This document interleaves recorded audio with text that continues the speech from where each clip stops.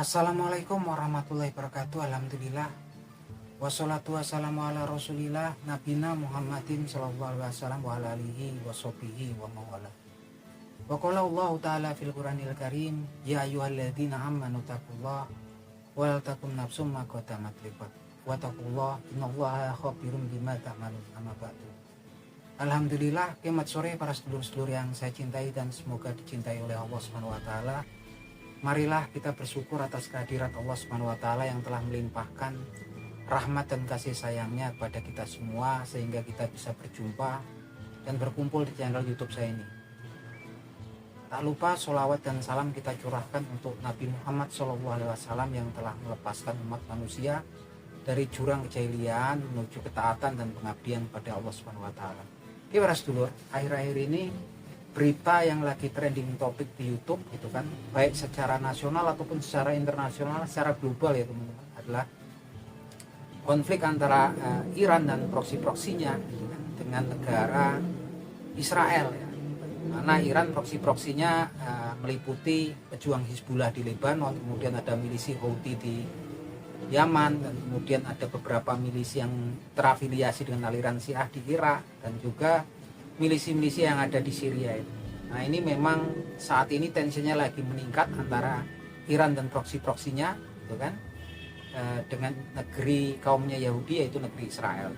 Yang mana kemudian banyak pihak yang berpendapat bahwasanya saat ini satu-satunya pembela, gitu kan, yang garda terdepan daripada pembela umat Islam, gitu kan, orang-orang Palestina ataupun umat Islam ini adalah Iran dan proksi-proksinya gitu kan. Yang mana kemudian di satu sisi banyak negara Arab yang secara mayoritas beraliran Sunni dianggap diem saja gitu kan, seperti Mesir, kemudian Arab Saudi, Qatar, Uni Emirat Arab, dan Jordania gitu kan.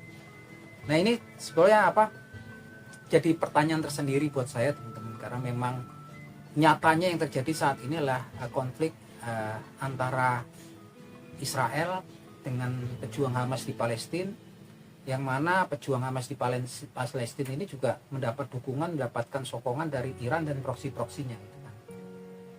Tapi yang jadi pertanyaan bahwasannya secara sejarah ataupun histori gitu kan, sebagai seorang Islam atau sebagai seorang Muslim gitu kan, tentunya referensi kita adalah Al-Quranul Karim dan hadisnya Nabi Muhammad SAW. Yang justru jadi pertanyaan buat saya pribadi adalah salah satu ujian terbesar umat manusia nanti gitu kan, yaitu Dajjal gitu kan. Dajjal ini diberitakan oleh Nabi Muhammad SAW adalah salah satu ujian terbesar manusia dari masa penciptaan Nabi Adam alaihissalam sampai dengan yaumil akhir atau yaumil kiamah nanti, Dajjal ya. Dan ternyata justru ketika hadis-hadis yang sudah disabdakan oleh Nabi Muhammad SAW ini agak sepertinya menimbulkan tanda tanya besar untuk saya pribadi. Mana? Karena memang saat ini banyak berita yang tersiar bahwasanya Dajjal inilah adalah salah satu pemimpin rajanya orang-orang Yahudi gitu kan. Tapi di satu sisi di beberapa hadis itu Dajjal diberitakan akan muncul yang kemungkinan besar wilayahnya itu justru di sekitaran Iran sana ya teman-teman, dan juga di wilayah pengikutnya ini nggak cuma orang-orang Yahudi tapi juga orang-orang yang secara lahiriah sepertinya juga orang-orang Islam gitu kan, yang mana salah satunya kita akan ungkap, kita coba bedah salah satu hadis yang diriwayatkan oleh sahabat Abu Bakar As-Siddiq radhiyallahu anhu, yang mana diberitakan Rasulullah SAW bersabda sebagai berikut, Bismillahirrahmanirrahim, ad-dajjalu yakhruju min ardil bimasriki yuqalu laha Khurasan yatba'uhu aqwamu ka'anna wujuhahumul majanul mutraqah. Yang artinya sebagai berikut, ad-dajjalu yakhruju min ardil bimasriki, Dajjal itu akan muncul dari bumi sebelah timur, yuqalu laha Khurasan, yang kemudian kalian sebut namanya lah Khurasan. Yatba'uhu aqwamu ka'anna wujuhahumul majanul mutraqah. Dan dia akan diikuti suatu kaum yang wajahnya seperti tameng yang dilapisi kulit. Nah teman-teman, dari berita yang disampaikan oleh Nabi Muhammad SAW ini gitu kan, Dajjal akan muncul dari region yang namanya Khurasan. Nah Khurasan itu sendiri saat ini suatu region yang meliputi beberapa wilayah ya, di beberapa negara.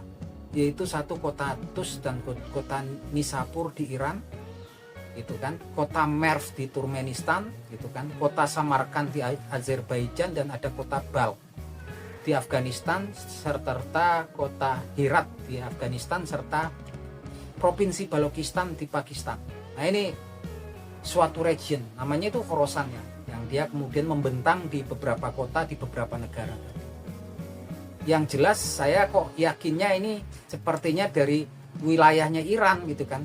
Nanti kita bahas selanjutnya ya. Yang di Iran jelas ada dua kota, namanya kota Tus dan kota Nishapur. Dan hadis ini dilanjutkan dengan berita bahwasanya dia juga akan diikuti suatu kaum yang wajahnya mirip tameng yang dilapisi kulit. Dan ini diberitakan oleh Nabi Muhammad SAW bahwasanya yang dimaksud dengan orang-orang yang wajahnya mirip tameng yang dilapisi kulit adalah orang-orang dari suku bangsa Turk.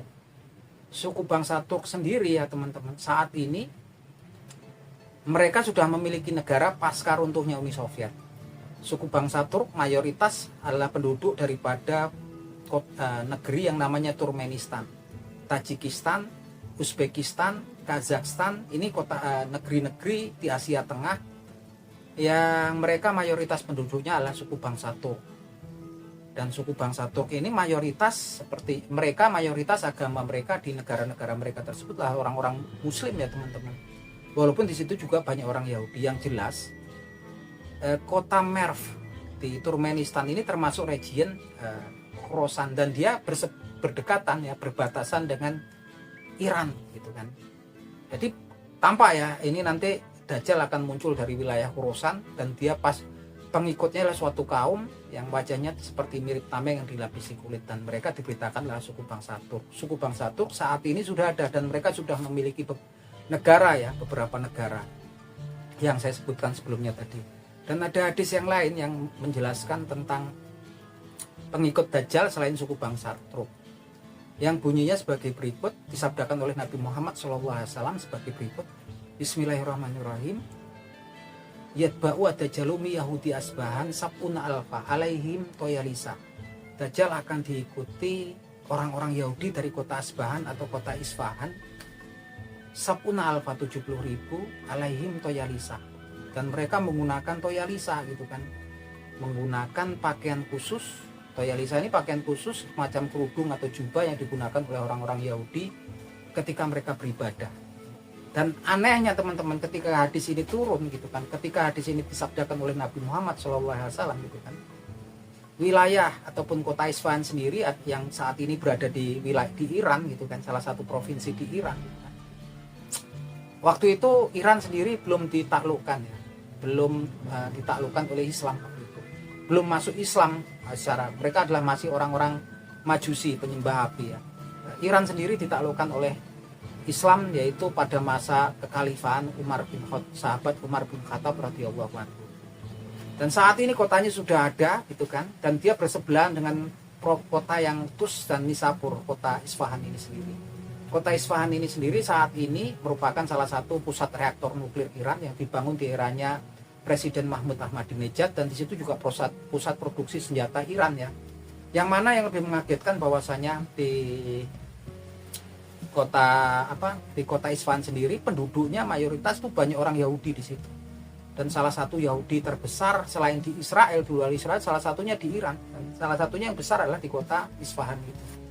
Yang jelas yang lebih aneh lagi, salah satu kelompok Yahudi di luar yang sampai saat ini masih memegang teguh tradisi mereka untuk menggunakan toyalisa ketika mereka beribadah adalah Yahudi yang ada di kota Isfahan. Dari dua hadis ini sudah sangat jelas sekali ya, gitu kan. Kota Isfahan itu bersebelahan dengan kota Tus dan Nishapur yang ada di Iran. Yang kota Tus sama Nishapur ini sendiri masuk region daripada Khorasan, dan Dajjal diberitakan akan muncul dari wilayah yang namanya Khorasan. Dia akan diikuti oleh orang-orang yang wajahnya mirip tameng yang dilapisi kulit, yaitu suku bangsa Turk ya, dijelaskan.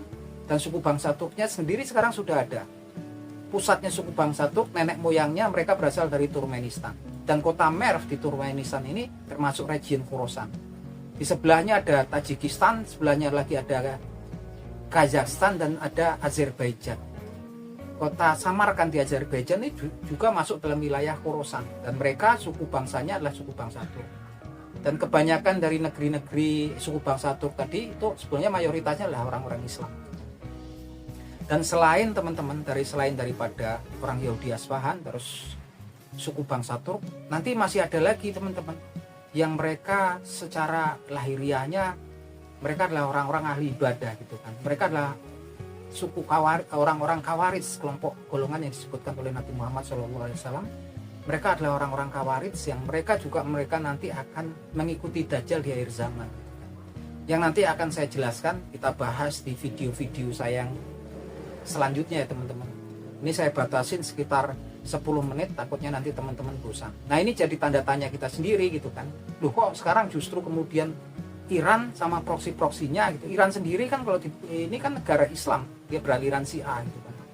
Proksi-proksinya juga beragama Islam dan beraliran Syiah. Yang jelas pengikutnya kok justru malah dari kota Isfahan yang ada di Iran gitu kan. Sedangkan sekarang mereka bersengketa dengan negeri Yahudi gitu kan. Sedangkan Dajjal sendiri beritakan mereka adalah rajanya kaum Yahudi di akhir zaman.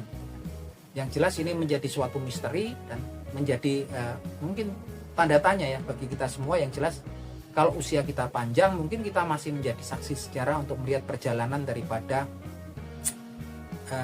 kenyataan yang terjadi di dunia, dan juga kalau kemudian sebagai pembuktian daripada hadis-hadis yang sudah disabdakan oleh Nabi Muhammad SAW. Untuk cerita kaum Khawarij mungkin saya akan bahas, kita akan ceritakan nanti di video-video yang saya selanjutnya. Oke gitu teman-teman, mungkin kalau teman-teman juga penasaran seperti saya, mungkin teman-teman juga bisa komen di bawah. Akhir kata semoga bermanfaat buat teman-teman. Akhir kata wabillahi taufik wal hidayah. Wassalamualaikum warahmatullahi wabarakatuh.